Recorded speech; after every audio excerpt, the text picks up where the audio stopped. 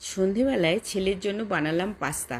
প্রথমে পাস্তাগুলোকে বয়েল করে নিলাম, দিয়ে স্টেইন করে সাইডে রেখে দিলাম। আর অন্যদিকে আমি একটু পেঁয়াজ, টমেটো, রসুন আর কাঁচা লঙ্কা কেটে রেখেছিলাম। আর একটু সকালে ছানা করে রেখেছিলাম। কেন ছানাটা দেখালাম সেটা পরে বলছি। দেখো, ফ্রাইং প্যানে একটু অলিভ অয়েল দিলাম। আর তোমরা তো সবাই জানো অলিভ অয়েলকে ধোঁয়া ওঠানো যাবে না, তাই দিয়েই কিন্তু সাথে সাথে পেঁয়াজটা দিয়ে দিয়েছিলাম। আমি আর বাটার ইউজ করলাম না, এখানে তোমরা অলিভ অয়েলের জায়গায় বাটারও ইউজ করতে পারো। তারপরে পেঁয়াজটাকে বেশ একটু ট্রান্সপারেন্সি এসেছে অবস্থায় ভাজবে, লাল কিন্তু করলাম না। দিলাম টমেটো, রসুন আর দুটো মতো কাঁচা লঙ্কা দিয়ে বেশ ভালো করে নাড়াচাড়া করতে করতে দিয়ে দিলাম একটু নুন। নুনটা দিলে কি হয়, এই টমেটো পেঁয়াজ থেকে একটু নিজের জল বেরিয়ে ওরা নিজেরাই সেদ্ধ হয়ে যায়। তো যাই হোক, ওই নাড়াচাড়া করতে করতে বেশ যখন দেখলাম ভেঙে ভেঙে আসছে টমেটোটা, তখন ওর ওপর থেকে দিয়ে দিলাম একটু আদা বাটা।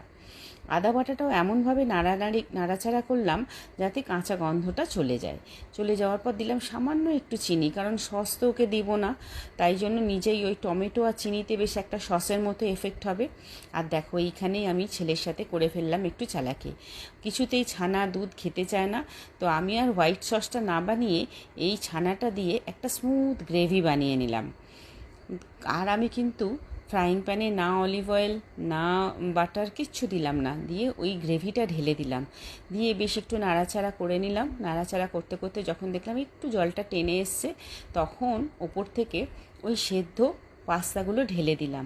দিয়ে সেদ্ধ পাস্তাগুলো দিয়ে একটু নাড়াচাড়া করে নিলাম। করে দেখলাম যখন পাস্তার সাথে বেশ একটা গামাখা ভাব এসে গেছে, তখন না ওপর থেকে একটু পেরি পেরি মশলা দিয়ে দিলাম।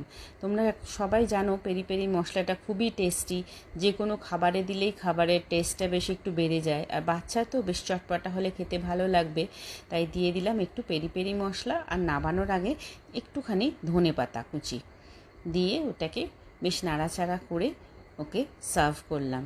তোমরা জানিও তোমাদের এই রকমভাবে কে কে বাচ্চাকে সার্ভ করো সন্ধ্যের টিফিন। অন্য কিছু তোমরা করলে আমায় জানিও কমেন্টসের মধ্যে।